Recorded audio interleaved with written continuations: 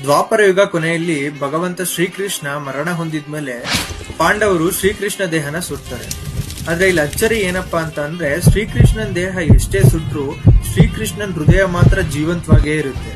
So ಅದಕ್ಕೆ ಪಾಂಡವರು ಆ ಹೃದಯನ ತಗೊಂಡೋಗಿ ಒಂದು ಮರದ ತುಂಡಿನ ಮೇಲೆ ಇಟ್ಟು ಅದನ್ನ ನೀರಲ್ಲಿ ತೇಲಕ್ ಬಿಡ್ತಾರೆ.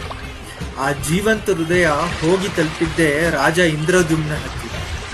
ಕೊನೆಗೆ ಈ ರಾಜ ಏನ್ ಮಾಡ್ತಾನೆ ಅಂದ್ರೆ ಆ ಜೀವಂತ ಹೃದಯನ ತಗೊಂಡೋಗಿ ಪೂರಿ ಜಗನ್ನಾಥ ಸ್ವಾಮಿ ವಿಗ್ರಹದೊಳಗೆ ಸ್ಥಾಪಿಸ್ತಾನೆ. ಅಂಡ್ ಇಂದಿಗೂ ಆ ಜೀವಂತ ಹೃದಯವನ್ನ ಬ್ರಹ್ಮ ಪದಾರ್ಥ ಅಂತ ಕರೀತಾರೆ. ಅಷ್ಟೇ ಅಲ್ಲದೆ 12 ವರ್ಷಕ್ಕೊಮ್ಮೆ ಬೇರೆ ಬೇರೆ ವಿಗ್ರಹಕ್ಕೆ ಇದನ್ನ ಚೇಂಜ್ ಮಾಡ್ತಾರೆ. ಮತ್ತೆ ಈ ದೇವಸ್ಥಾನದ ಮೇಲೆ ಹಾರುವ ಫ್ಲಾಗ್ ನ ಡೈಲಿ ಚೇಂಜ್ ಮಾಡಲೇಬೇಕಂತೆ. ಒಂದೇ ಒಂದು ದಿನ ಮಿಸ್ ಆದ್ರೂ ದೇವಸ್ಥಾನನ 12 ವರ್ಷ ಬಾಗ್ಲಾಗ್ಬೇಕಾಗುತ್ತೆ ಅಂತ ಹೇಳ್ತಾರೆ. ಇನ್ನೊಂದು ಅದ್ಭುತ ವಿಷಯ ಏನಂದ್ರೆ ಈ ದೇವಸ್ಥಾನದಲ್ಲಿ ಸಿಗೋ ಪ್ರಸಾದ. ನಾರ್ಮಲ್ ಆಗಿ ನಾವ್ 7 ಮಡಿಕೆ ಇಟ್ಬಿಟ್ಟು ಅಡ್ಗೆ ಮಾಡಿದ್ರೆ ಕೆಳಗಡೆ ಯಾವ ಮಡಿಕೆ ಇರುತ್ತೋ ಅದ್ರಲ್ಲಿ ಬೇಗ ಅಡ್ಗೆ ಆಗುತ್ತೆ. ಆದ್ರೆ ಇಲ್ಲಿ ಅಚ್ಚರಿ ಏನಪ್ಪಾ ಅಂತಂದ್ರೆ ಟಾಪ್ ನಲ್ಲಿ ಮೇಲ್ಗಡೆ ಯಾವ ಮಡಿಕೆ ಇರುತ್ತೋ ಅದ್ರಲ್ಲಿ ಫಸ್ಟ್ ಅಡ್ಗೆ ಆಗುತ್ತಂತೆ, ಆಮೇಲೆ ಕೆಳಗಡೆ ಮಡಿಕೆಲ್ಲ, ಆಮೇಲೆ ಅದ್ರ ಕೆಳಗಡೆ ಮಡಿಕೆಲ್ಲ ಆಗುತ್ತೆ ಅಂತ ಹೇಳ್ತಾರೆ.